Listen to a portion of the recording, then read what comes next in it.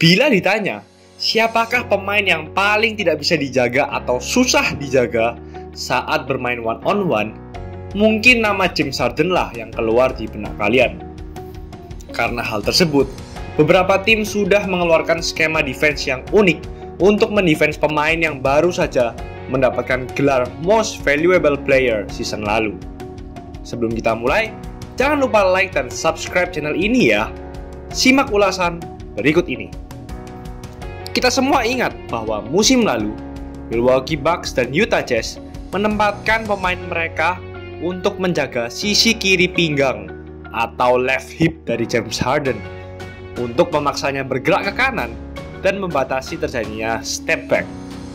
Atau di awal musim ini, beberapa tim mulai menerapkan double team di top perimeter.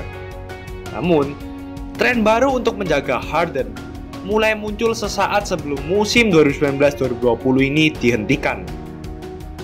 Hal tersebut dilakukan oleh Boston Celtics. Mari kita teliti lebih dalam bagaimana strategi ini berjalan dan mengapa tim-tim mulai menggunakan strategi ini. Houston dan Boston Celtics bermain 2 kali di bulan Februari setelah Houston Rockets mengeluarkan Capela dan mendapatkan Robert Covington. Dan Houston Rockets menang di seluruh kedua pertandingan ini. Skema pertama dari defense Boston Celtics adalah menjaga Harden dengan satu defender di luar garis 3 point, namun juga dibantu oleh on-ball defender atau pemain yang menjaga lawan yang sedang tidak memegang bola dengan jarak yang sempit. Lalu ketika terjadi screen, defender melakukan switch. Di sini kita melihat jarak yang tidak terlalu besar antara Harden dan defendernya. Namun Harden tidak bisa drive karena hanya terdapat ruang kosong yang kecil karena ada Jaylen Brown di sini di atas free throw line. Dan di corner pun Marcus Smart juga memberi pertolongan dan akhirnya Harden harus melakukan step back dan membuat wild shot. Namun skema ini masih bisa dipecah oleh pemain sekelas MVP seperti James Harden. Di sini terlihat Harden sudah berada di luar perimeter. Dengan 4 pemain Houston sudah membuka ruang untuk Harden melakukan ISO. Dan Celtics sudah memasang 2 defender di atas elbow untuk memperkecil ruang atau gap. Namun, Harden masih bisa drive melewati gap tersebut dan memasukkan layup. Jadi, intinya, Celtics ingin membantu dengan strategi gap help untuk memperkecil ruang gerak pemain yang bertalenta yang bisa drive dan menembak sekaligus seperti tidak hanya Harden saja, tapi juga Giannis Antetokounmpo, Kawhi Leonard, LeBron James, dan lain-lain. Namun hebatnya, Celtics selalu memaksa Harden untuk cenderung ke middle side atau sisi tengah lapangan. Di sini terlihat Harden mulai di sisi kanan. Jason Tatum membuka ruang agar Harden bergerak ke kiri atau ke middle. Namun di sini ada Smart yang membantu dan akhirnya memaksa Rockets melakukan bad shot. Brad Stevens selalu menggunakan cara untuk memaksa James Harden pergi ke middle side. Tidak seperti Bucks yang cenderung mengarahkan Harden untuk bergerak ke kanan, Celtics tidak peduli akan hal tersebut.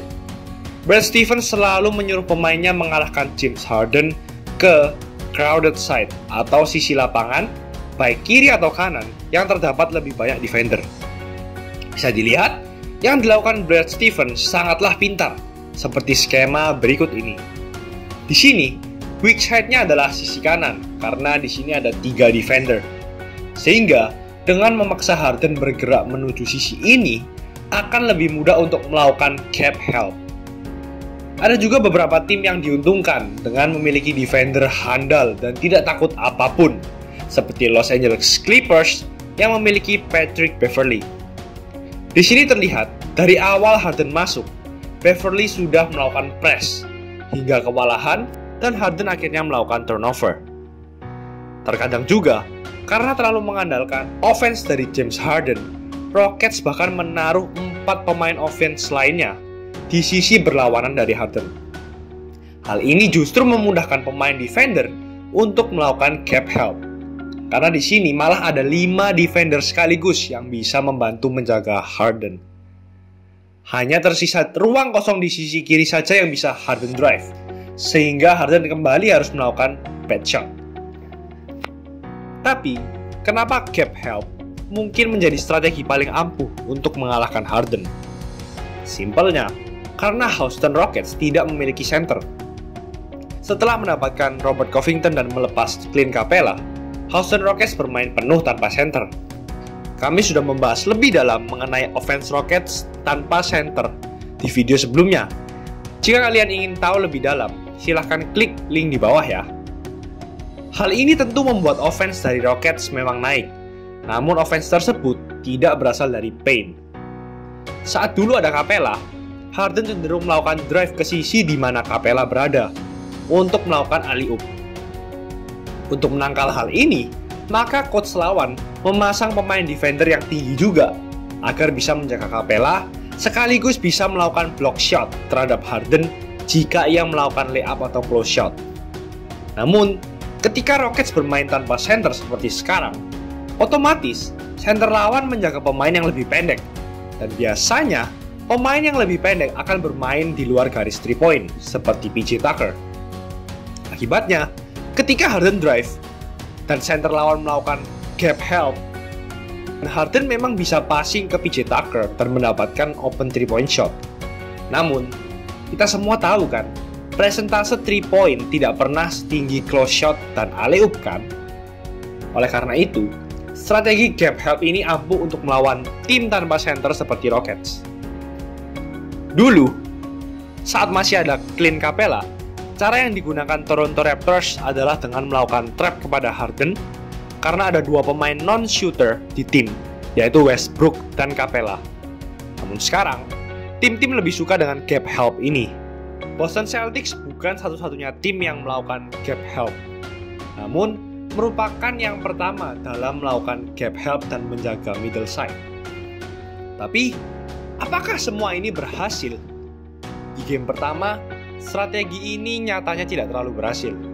Momen di mana Harden melakukan ISO, biasanya terjadi foul atau ia mampu melakukan assist kepada temannya. Rockets masih mampu membenamkan 1,31 points per play. Namun, saat ketemu kedua kalinya, Celtics berhasil menahan Harden dengan hanya 0,9 points per play. Meskipun Celtics kalah, namun hal itu bukan karena defense-nya yang jelek. Dan yang paling menarik adalah mereka berhasil meredam James Harden. Jika ditotal dari dua game tersebut, tiap kali Harden melakukan ISO, ia membenamkan 1,08 points per play. Di game pertama, Harden memang on fire, 42 points, 7 3 points, dan gap help masih belum bisa meredamnya. Celtics sudah mencoba segala cara dengan memaksa Harden melakukan 3 points secara terus-menerus dan mengurangi drive. Namun, Celtics masih melakukan banyak foul saat Harden melakukan 3 points. Kekurangan gap ini adalah memberikan ruang kepada pemain lain untuk melakukan 3 points, apalagi jika Harden berhasil passing kepada spot-up shooter. Tim-tim harus memaksa Harden melakukan drive ke kanan, yang merupakan sisi lemahnya karena ia kidal. Kalau tidak, maka ia akan membombardir dengan strong hand-nya, yaitu tangan kiri. Celtics sudah mulai mendapatkan feeling untuk meredam Harden pada game kedua. Di sini, memang Gordon Hayward tidak memaksa Harden bergerak ke middle. Namun, dengan bantuan Daniel Theis yang berada di dalam karena jagaannya berada di luar 3 points, membuatnya bisa melakukan block shot. Faktor lain adalah tidak bermainnya Kemba Walker pada game kedua. Karena tiap kali Rockets melakukan pick and roll, maka James Harden akan dijaga oleh Kemba Walker akibat switch. Dan karena Kemba Walker kalah size dari Harden, maka Harden lebih leluasa dalam melakukan offense. Charlotte Hornets juga melakukan strategi ini. Tanggal 7 Maret, ketika keduanya bertemu, di sini terlihat PJ Washington menyesuaikan posisinya agar memaksa Harden bergerak ke middle side secara terus-menerus. Jadi itulah strategi gap help yang digunakan tim-tim untuk menjaga James Harden. Menurut kalian, apakah ini strategi paling ampuh untuk meredam kegilaan pemain yang satu ini? Tulis di kolom komen di bawah. Dan jangan lupa like dan subscribe agar channel ini bisa mengembang dan menghasilkan video-video menarik lainnya. Thanks for watching. I'll see you in the next video.